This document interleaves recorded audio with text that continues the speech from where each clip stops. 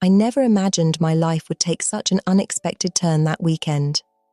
My boyfriend Jack and I had been together for 3 years, and our relationship seemed solid and stable. He was my rock, my companion, my confidant. Or so I thought. That Friday afternoon, we packed our bags to spend the weekend at his father's house, Frank. The idea made me a bit nervous. I had always felt a strange tension when I was around Frank.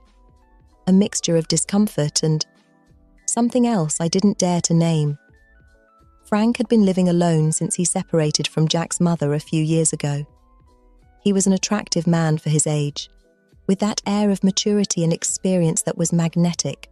More than once, I had caught myself observing him when I thought no one was looking, admiring the way his strong hands held a coffee cup or how his gaze got lost in the horizon while smoking a cigarette on the porch.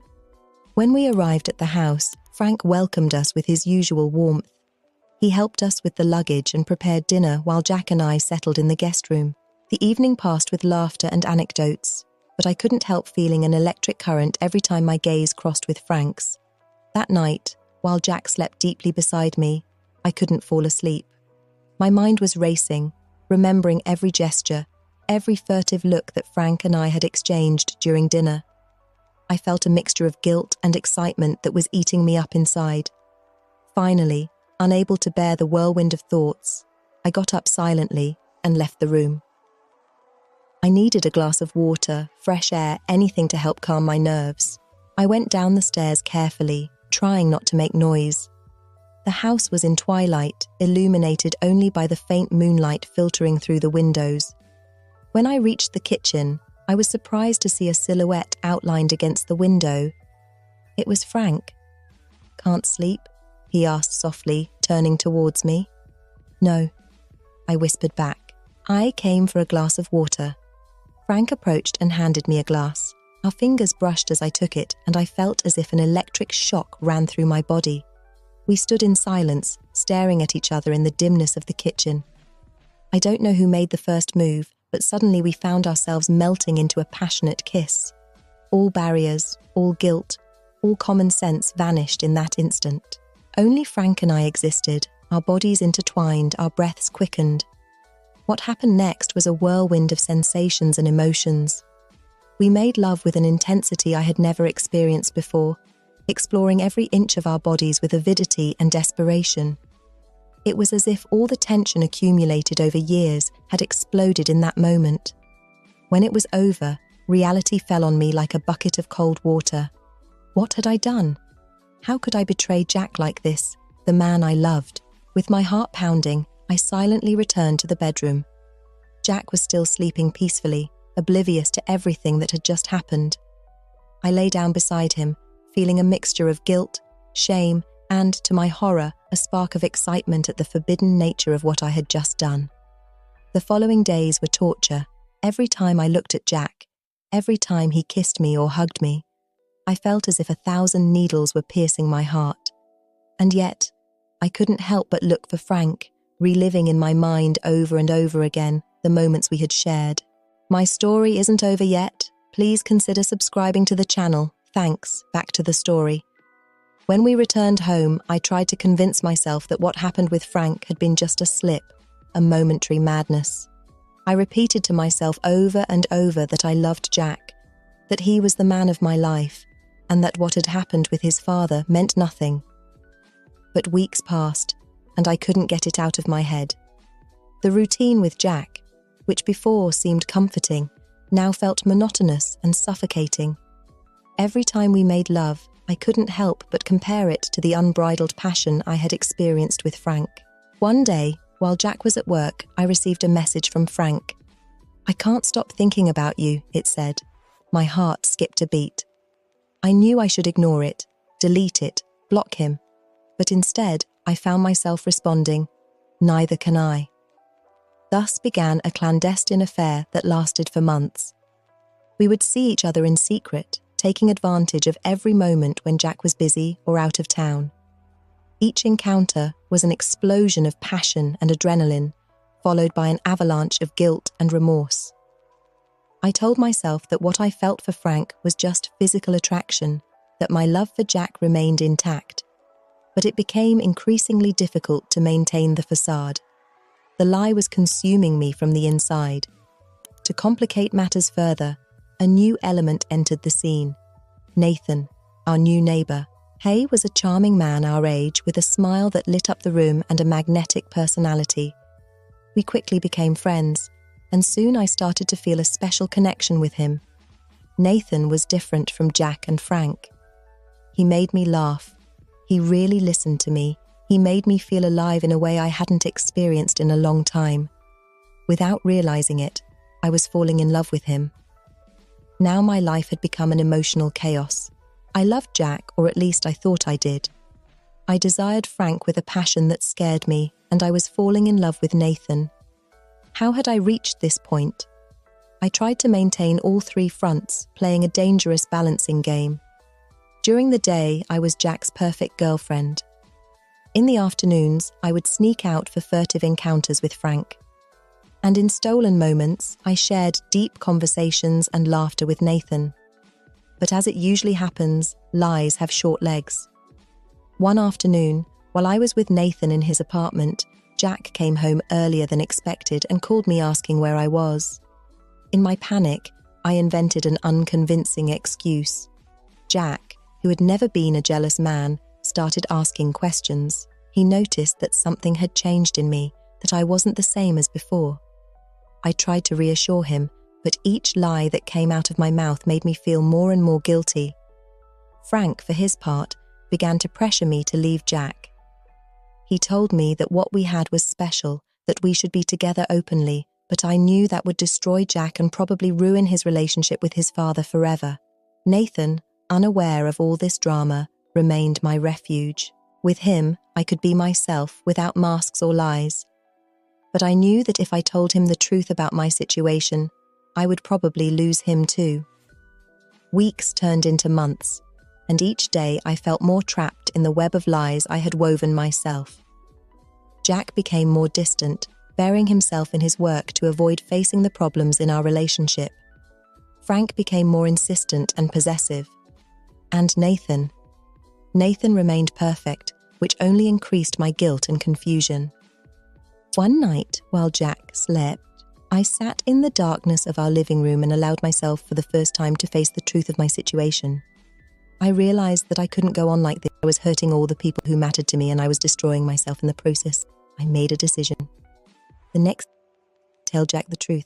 I would confess my affair with his father and my feelings for Nathan. I knew I would probably lose him, but it was the right thing to do. He deserved to know the truth and have the opportunity to find someone who would love him completely, without reservations or secrets. But fate had other plans. The next morning, before I could gather the courage to talk to Jack, he gave me the news. He had been offered a promotion at his job, but it meant moving to another city. I saw the enthusiasm in his eyes, the excitement for this new opportunity, and at that moment, I realized that I couldn't shatter his world. I couldn't be so selfish. So I smiled, congratulated him, and told him I was excited about this new adventure together. But inside, my heart was breaking. In the weeks that followed, as we prepared for the move, I silently said goodbye to Frank and Nathan. I didn't give them explanations. I didn't tell them about the move. I simply disappeared from their lives, taking with me the weight of secrets and lies. The day we moved, as I watched our old life fade away, I felt empty. I had lost a part of myself in all this mess, and I wasn't sure if I would ever get it back. Months passed, and our new life in the new city seemed perfect on the surface. Jack was happy with his new job, making new friends and building a successful career. I tried to adapt, looking for work and trying to build a new routine. But inside, I felt lonelier than ever. The guilt for my past actions was eating me up, and the emotional distance between Jack and me kept growing. He was increasingly absorbed in his work, spending long hours at the office and traveling frequently.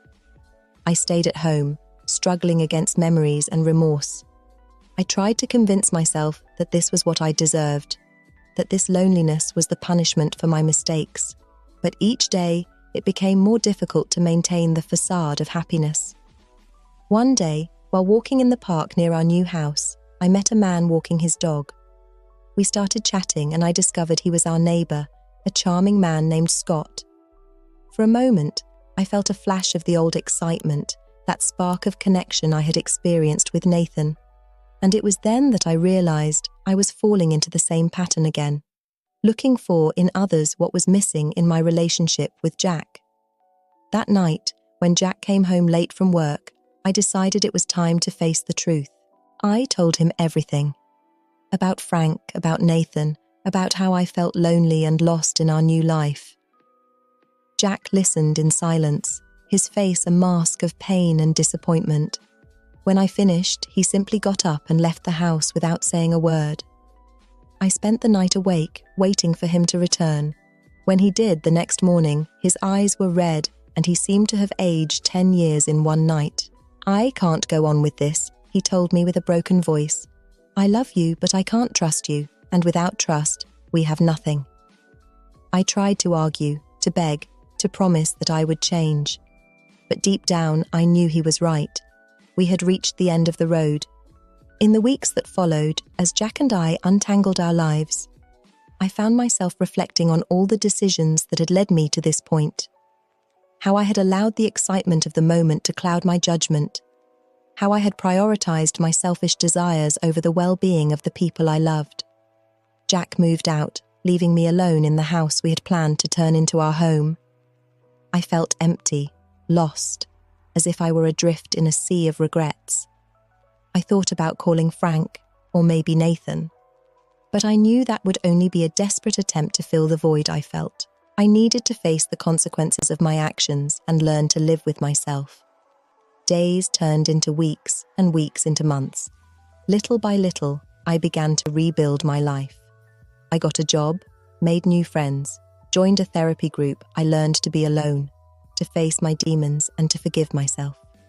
One day, while walking down the street, I ran into Scott, the neighbour with the dog.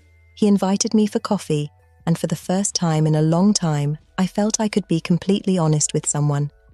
I told him my whole story, omitting nothing. To my surprise, Scott didn't judge me. He listened with empathy and understanding. And when I finished, he told me something that would change my perspective forever. We all make mistakes. The important thing is to learn from them and grow. You can't change the past, but you can decide what kind of person you want to be from now on. Those words resonated with me like never before. I realized that I had spent so much time regretting my mistakes that I had forgotten to live. I had forgotten that each day was an opportunity to be better, to love more authentically and honestly. From that day on, I made the conscious decision to live with integrity, to be honest, not only with others, but also with myself. To face my fears and insecurities instead of seeking validation in destructive relationships. It wasn't easy. There were days when the temptation to return to my old habits was strong. Days when loneliness weighed so heavily on me that I considered calling Jack, Frank, or Nathan, but I remained firm in my decision. Over time, I began to rediscover myself. I took up old passions that I had abandoned, like painting and writing. I signed up for yoga and meditation classes, seeking the inner peace I so desperately needed. Little by little, I began to heal the wounds that my past actions had left on my soul. My friendship with Scott grew, but this time in a different way. There were no secrets, no lies. It was a relationship based on honesty and mutual respect. And although I sometimes felt the spark of something more, I promised myself that I wouldn't act hastily. I needed time to heal completely before considering a new romantic relationship. One day, almost a year after my separation from Jack, I received an email from him. My heart skipped a beat when I saw his name in my inbox. For a moment, all the memories and emotions came back to me like an avalanche. With trembling hands, I opened the message. Jack told me that he had recently gotten married and was expecting his first child. He wished me the best and thanked me for the honesty I had finally had with him, as it had allowed him to close that chapter of his life and open himself to new possibilities. As I read his words, I felt a mixture of emotions. There was a twinge of pain realizing that I had really lost him forever, but I also felt a deep joy for his happiness, and surprisingly, I felt relief. relief that we had both been able to move on with our lives. I replied to the email, sincerely congratulating him and wishing him all the happiness in the world. After sending it, I sat on my couch and cried, but they weren't tears of sadness, but of liberation. I felt as if the last weight I carried on my shoulders had finally been lifted. That night, while having dinner with Scott at our favourite cafe, I told him about Jack's email. He listened attentively, as he always did, and then took my hand. "How do you feel?" he asked with genuine concern. "I feel at peace," I replied, surprised by the truth in my words. "For the first time in a long time, I feel like I can look to the future without the weight of the past." Scott smiled and squeezed my hand. "I'm proud of you," he said. "You've come a long way." At that moment, looking into Scott's eyes, I felt something I hadn't felt in a long time. Hope. Hope that maybe there was a chance for true and honest love in my future. But this time, I was in no hurry. I knew that love, true love, would come when I was ready. The following months were of continuous growth. I became a volunteer at a local women's shelter, helping others who had gone through difficult situations. Sharing my story and listening to theirs helped me gain a new perspective on my own experiences. One day, while walking in the park with Scott, we ran into Frank. My heart raced when I saw him, but not out of desire or guilt, but from the surprise of the unexpected encounter. It turned out he was visiting the city on business. To my surprise, the conversation was cordial and mature. Frank told me he had started seeing a therapist to work on his own issues, and that he was trying to rebuild his relationship with Jack. I was sincerely happy for him. After Frank said goodbye, Scott looked at me with a mixture of curiosity and admiration. "Are you okay?" he asked. "Yes," I replied, and I realized it was true. In fact, I feel better than ever. That night, as I reflected on the encounter with Frank, I realized how much I had changed. I was no longer the same person who had betrayed Jack, who had sought validation in the arms of other men. I had grown, I had learned, I had healed. I looked out the window of my apartment, observing the city lights. My life wasn't perfect, but it was authentic. I no longer lived in a web of lies and secrets. I had learned to truly love, starting with loving myself. And as the sun set on the horizon, I felt a deep gratitude. Gratitude for the lessons learned, for the people who had supported me on my journey, and for the opportunity to start anew. I didn't know what the future held for me. Maybe Scott and I would develop something more than friendship. Maybe I would meet someone new, or maybe I would discover that I was complete by myself. But one thing I was sure of, I would face that future with honesty, integrity, and self-love. My story of betrayal and redemption had come to an end, but my life story was just beginning.